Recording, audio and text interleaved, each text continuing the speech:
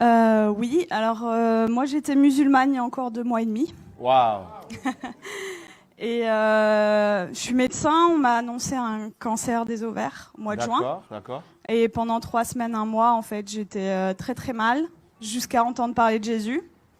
Quoi, j'en avais déjà entendu parler, mais là j'ai été vraiment touchée sur une vidéo comme ça un soir chez moi.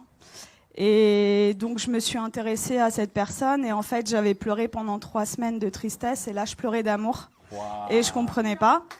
Donc j'ai regardé beaucoup de vidéos témoignages sur Jésus et le soir même, c'était le 11 juillet de cette année 2018, Wow. je me suis mise à genoux dans ma chambre pour la première fois de ma vie devant Dieu et j'ai supplié pendant 20 minutes, Jésus, si tu existes vraiment, moi ça me suffit pas d'entendre parler de toi, je veux te voir.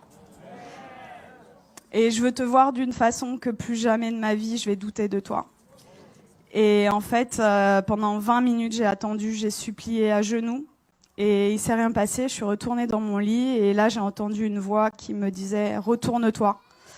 Et j'ai fait ma rebelle.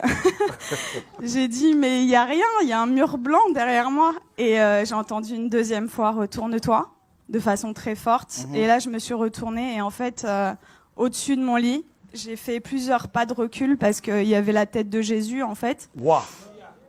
Et énorme. Et en fait, dans ses yeux, ses yeux sont pas comme les nôtres, en fait. Il n'y a pas un cercle, quoi.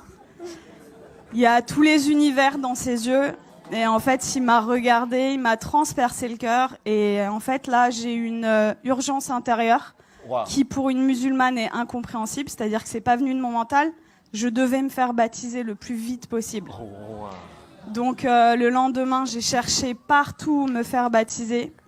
J'ai regardé des églises sur Internet. J'étais devant des églises, j'étais là postée. C'était le 12 juillet. Et ça parlait pas à mon cœur. Je disais non, non, non. Les catholiques, les protestants, non, non, non. Et à la fin de la journée, j'ai dit à Jésus, tu m'as donné cette envie-là, donc guide-moi. Et donc il m'a guidée en fait vers des personnes qui font des baptêmes dans des lacs, des piscines, des trucs. Et donc j'ai été baptisée le 13 juillet 2018. Et là, j'ai vraiment vu, parce que en fait, je suis médecin psychiatre, addictologue, et je croyais pas trop aux esprits, tout ça. Et là, j'ai vu des esprits sortir de moi, etc. Wow. Donc j'ai dit...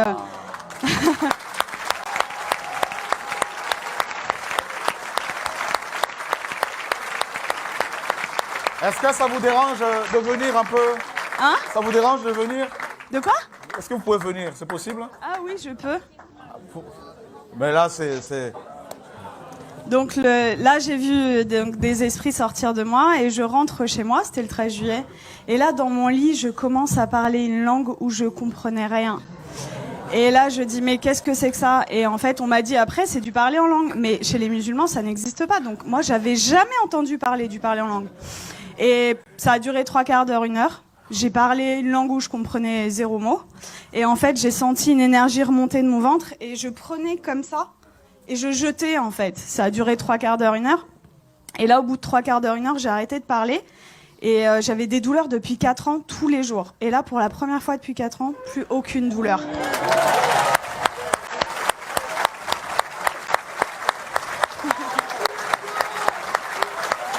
Wow.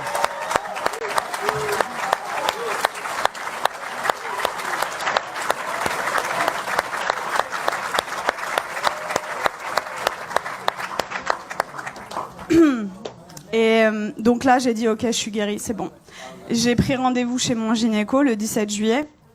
Et j'arrive et je lui montre les examens complémentaires, les marqueurs tumoraux, l'IRM pelvienne. Et il me dit, bon, écoutez, alors c'est une maladie très sévère. On va opérer, on va faire un traitement, etc. Et là, je le regarde avec le sourire et je lui dis, vous savez pas ce que je vais vous dire? Je suis guérie. Et là... Et là, il me dit, comment ça, je comprends pas. Il m'a écouté quand même parce que je suis médecin, j'ai un cabinet juste à côté de chez lui, quoi. Donc il savait que c'était pas n'importe, voilà. Et là, je lui dis, mais en fait, je suis guérie. Et il me dit, bon, parce que le déni en médecine, ça existe beaucoup. Il me dit, bon, allez, on va faire l'échographie. Et en fait, là, il me fait l'échographie et il était bouche bée. Donc, en fait, il passe sur l'ovaire gauche. Là, il me dit au ralenti, ovaire gauche normal. Et après, il passe sur l'ovaire droit et il me dit, ah, il y a 2 images. Je dis, ouais. Et il me dit, ah, mais attendez, c'est des follicules de maturation. Donc, en fait, les follicules de maturation, c'est ce qui donne les ovules. Et moi, je n'en avais plus. Donc, en fait, là, mes ovaires étaient morts et ils sont revenus à la vie. Oh.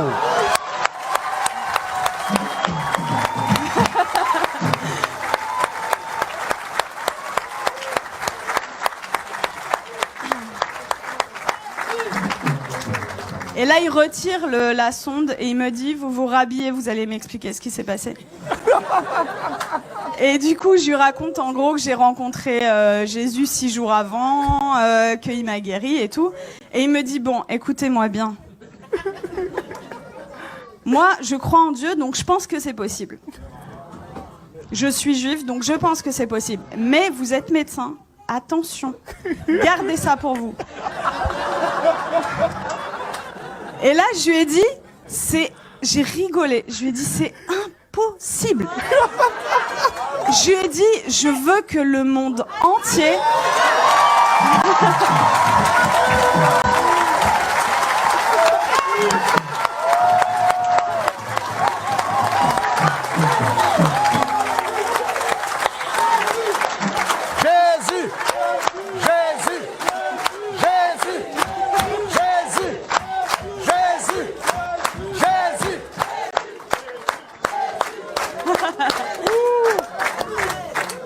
Je lui ai dit, je veux que le monde entier sache que Jésus est vivant. Et il m'a dit, bon, ok. Et il m'a fait mon compte rendu d'échographie, qui était normal. C'était un plaisir pur. Et il me le rend. Et là, il me dit, est-ce que je peux vous faire la bise au lieu de me serrer la main? Je dis, bien sûr. Et il me prend le visage et il me dit que Dieu vous garde. Et en fait, ce que je raconte partout autour de moi, c'est, tout à l'heure, le frère disait que vous aviez vécu au Cameroun l'acte des apôtres. En fait, c'est ce que je vis tous les jours, quoi. Et c'est-à-dire que je travaillais que en cabinet. Le Seigneur m'a amené à travailler à l'hôpital, aux urgences. Et en fait, je vois des cas psychiatriques sévères. Et ma première garde après mon baptême, les infirmiers, le geste qu'ils ont fait le plus dans la nuit, c'était ça. Ils y croyaient pas, en fait. Il y avait que des miracles. Toute la nuit. Ils ont pas compris.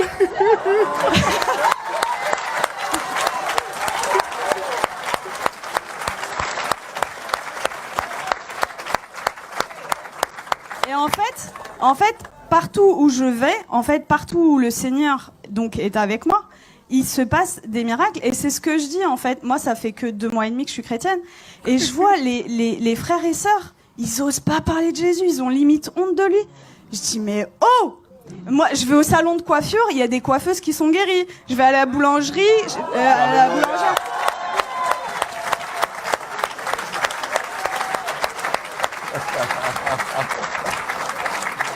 En fait, j'aime beaucoup cette expression. En fait, je dis que le Seigneur, c'est l'antidote à tout.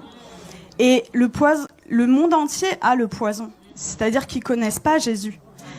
Moi, j'ai 33 ans. J'ai attendu 33 ans pour qu'on me parle de Jésus. Mais attendez, mais moi, j'aurais voulu que quelqu'un vienne me parler de Jésus.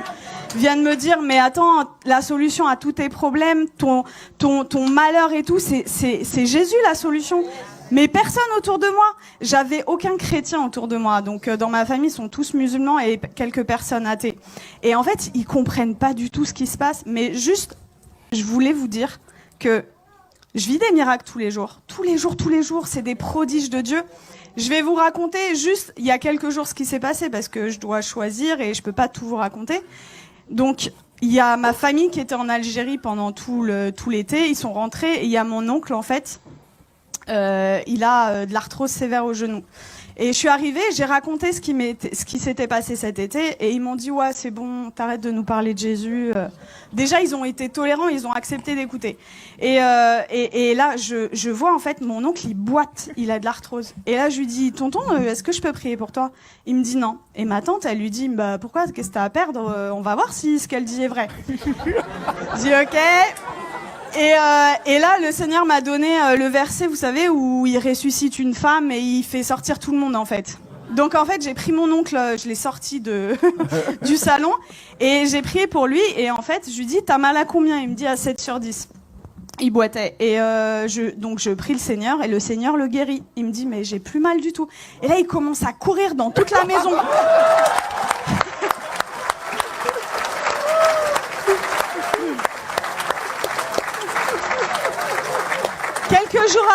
Quelques jours après, je retourne dans la famille et là, il me dit, Nermine, tu vas pas me croire, j'ai vu mon ophtalmo. En fait, il voit son ophtalmo 2 fois par an. Et pour son glaucome. Donc le glaucome, c'est une maladie chronique, c'est à vie, c'est comme le diabète. Et il me dit, l'ophtalmo, il a pas compris, j'ai plus de glaucome. Et il lui a dit, je peux pas t'arrêter les 2 traitements parce que voilà, mais j'en arrête 1 sur 2. La prochaine fois, s'il y a plus rien, on arrête le 2e, quoi. Et donc ça, c'était mon oncle et mon père qui a 80 ans, musulman depuis 80 ans. Waouh. J'ai été le voir, ça faisait très longtemps que j'étais pas allée le voir, au moins 6 mois, 1 an. J'ai été le voir jeudi dernier. Et en fait, je lui ai raconté ce qui m'est arrivé. Il a été guéri, j'ai prié pour lui, il a été guéri de ses acouphènes, c'est des bourdonnements. Il avait depuis 10 ans, plus d'acouphènes. Il avait mal au dos, il pouvait pas sortir sans ceinture. Plus de ceinture, je l'ai sorti sans ceinture.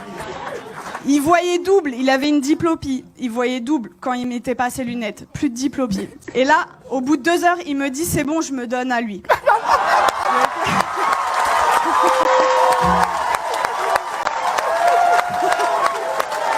Jésus.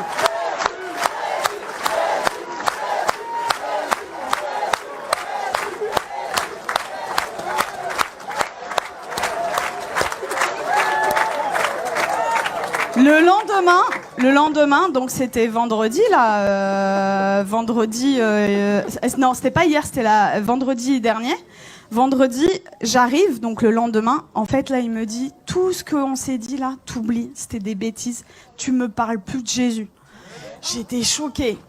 Je dis bon, ok. Et là, dans ma tête, au bout de 2 minutes, je dis non, ça va pas se passer comme ça. Et ça, vraiment, les frères et sœurs, c'est un truc hyper important. Vous priez, mais il faut proclamer aussi ce qui est écrit dans la parole. Et donc, dans ma tête, j'ai dit, je proclame qu'il appartient à Jésus. Je proclame qu'il appartient à Jésus. Et donc, j'ai proclamé. Et là, il me dit, j'ai la tête lourde et tout. Et je dis, j'ai vu l'opportunité. Je dis, je peux prier pour toi? Et il me dit, non, tu m'approches pas. Et donc, en fait, 3 fois d'affilée, en 1 heure, peut-être 3 fois, je lui ai proposé. La 3e fois, il me dit, ça prend combien de temps? Je lui dis 5 secondes. Je dis ok. Il me dit ok. Donc, je mets ma main comme ça, je chasse les esprits au nom de Jésus. Et là, il éternue, mais de façon disproportionnée. Et là, il me regarde et il me dit, c'est parti. Je dis, ah ouais? Et il me dit, tu crois que ça a un rapport avec ta prière? Je dis, bah totalement. Et du coup, on est reparti à parler de Jésus. Je l'ai sorti, on est parti manger ensemble. Ça faisait 20 ans, ça faisait 20 ans qu'on n'était pas sortis ensemble. Et en fait, je lui ai parlé du baptême dans l'après-midi. Et dans l'après-midi, il me dit, ok, je suis ok pour être baptisé. Donc là, j'étais là. J'ai dit, je vais te baptiser dans ma baignoire, mais je voulais pas le faire toute seule.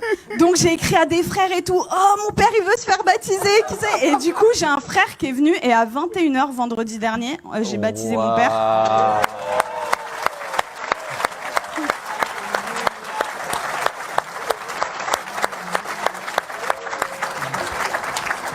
Et voilà, pour vraiment vous dire que rien n'est impossible. Il a 80 ans, il est musulman, jamais. Alors, après ma conversion, le Seigneur m'avait donné une vision où je baptisais mon père. Je disais, ok, Seigneur, mais waouh. Et en fait, ça s'est passé, quoi. Donc, vraiment, ne perdez pas espoir avec vos familles. Tout est possible. Pour nous, c'est impossible, mais pour le Seigneur, c'est possible.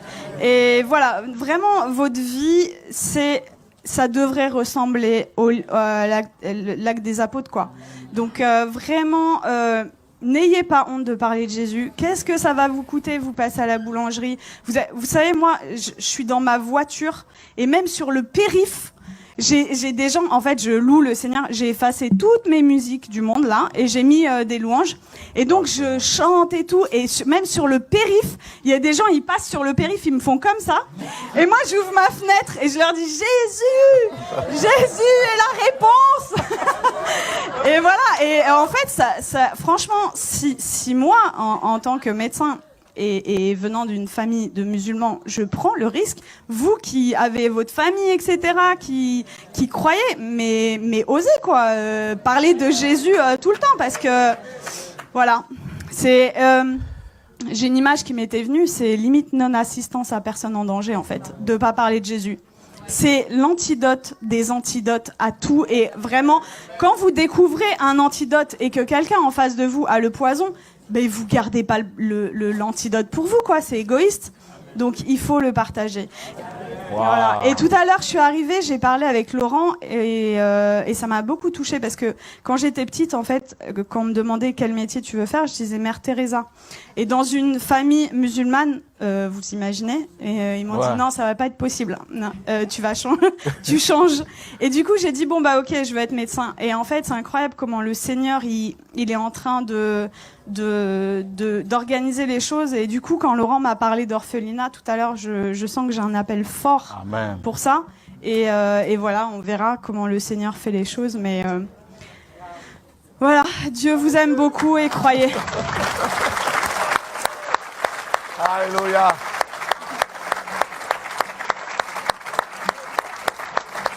Waouh. Gloire à Dieu.